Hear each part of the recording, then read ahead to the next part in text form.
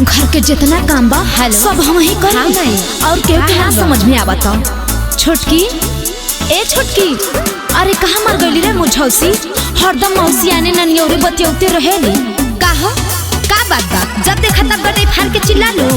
हाँ तो चिल्लाई ना तो का करी, ना काम के ना काज के ढाई मना नाच के।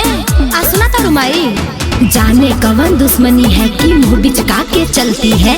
देख हमारी शानो शौकत बिना तेल के जलती है। पर संतापी बहुत बड़ी हर बात पे उंगली करती है।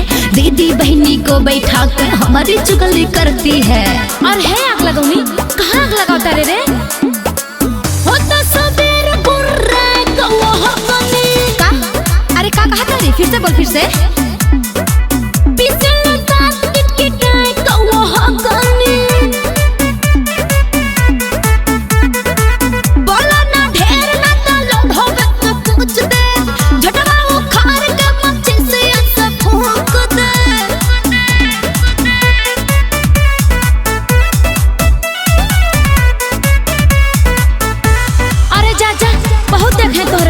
हारिया भे तो जानबे ना कइलू हम कौना खानदान से हैं। तोहरा कुल खानदान के हम जाना तारे। सुन नैहर में तोहरा पागल सब तोहरो भी अगलियो हो भैबा। भाई तोहरे अनपढ़ गवार बबुआ भी मुठा छपबा। ए ई कुल तोहरे नैहर के हाल है। सुना हम जमींदार की बेटी हूँ, खेती कईयो हेक्टेयर है। बाबूजी हमरे थानेदार, भाई होई गवा कलेक्टर है। जो एक फोन भी कर दूंगी गाड़ी भर के आ जाएंगे। जितनी गर्मी दहिया में है सब पानी डार बुताएंगे।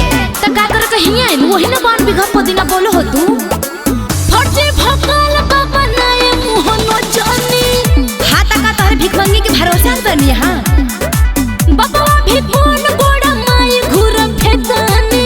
अरे हम जानत है तू कितना पानी में होतन की है अपन सुन। नैहर में कतना नाची खइलू गोरी गोला। बिना बिया है खुश कैला रहलू टोला।